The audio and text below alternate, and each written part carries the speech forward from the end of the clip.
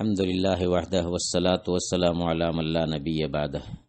رمضان کے مہینے میں اللہ کے راستے میں خرچ کرنا یہ بھی ایک اہم عبادت ہے۔ انفاق فی سبیل اللہ یہ بہت محبوب عمل ہے، بہت محبوب عبادت ہے اور پورے سال اس کی اہمیت ہے۔ وَمِمَّا رَزَقْنَاهُمْ يُنْفِقُونَ قرآن میں اللہ تعالیٰ نے کہا ہے اپنے نیک بندوں کا وصف بیان کرتے ہوئے کہ ہم نے جو کچھ ان کو رزق دیا ہے اس میں سے خرچ کرتے ہیں۔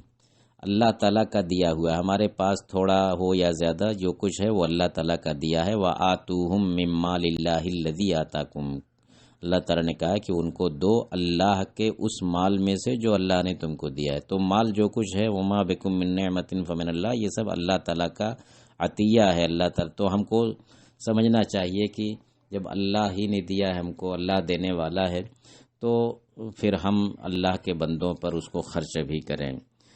خرچ کرنے کے لیے ایک تو یہ ہے کہ آدمی اگر صاحب استطاعت ہے، صاحب مال ہے، تو زکوٰۃ بھی خرچ کرے گا، زکوٰۃ نکالے گا اپنے مال کی۔ لیکن یہ نہیں کہ اگر جو صاحب مال نہیں ہے، صاحب نصاب نہیں ہے تو وہ کچھ نہیں خرچ کرے گا، نہیں، جو کچھ بھی اللہ تعالیٰ دے اس میں سے خرچ کرنا چاہیے۔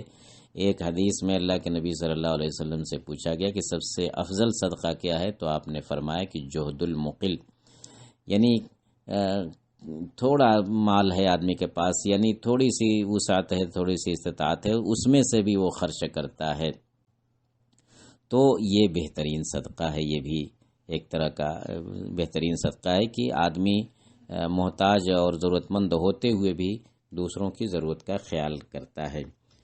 اور قیامت کے دن یہی صدقہ خیرات اور یہی انفاق فی سبیل اللہ بڑا کام آئے گا۔ ایک حدیث میں بخاری مسلم وغیرہ کی حدیث ہے، اللہ کے نبی صلی اللہ علیہ وسلم فرماتے ہیں کہ قیامت کے دن ہر بندے سے اللہ تعالیٰ براہ راست بات کرے گا، کوئی ترجمان، کوئی ٹرانسلیٹر نہیں ہوگا۔ اس وقت بندہ اپنے داہنے دیکھے گا تو سوائے اپنے عمل کے کچھ نظر نہیں آئے گا، بائیں دیکھے گا تو سوائے اپنے عمل کے کچھ نہیں نظر آئے گا، سامنے دیکھے گا تو آگ نظر آئے گی، جہنم نظر آئے گی۔ تو آپ نے فرمایا کہ فاتقوا النار ولو بشق تمرہ، تو جہنم سے بچو بھلے آدھی کھجور دے کر کے ہی کیوں نہ ہو۔ آدھی کھجور یعنی پوری ایک کھجور صدقہ کرنے کی استطاعت نہیں ہے، آدھی کھجور ہی صدقہ کرنے کی استطاعت ہے، تو آدھی کھجور تمہیں جہنم سے بچا سکتی ہے۔ تو رمضان کے مہینے میں خاص طور سے اللہ کے نبی صلی اللہ علیہ وسلم کی جود و سخاوت بہت بڑھ جاتی تھی، آپ بہت زیادہ خرچ کرتے تھے، تو ہر مسلمان کو اس عبادت کی طرف بھی توجہ دینی چاہیے۔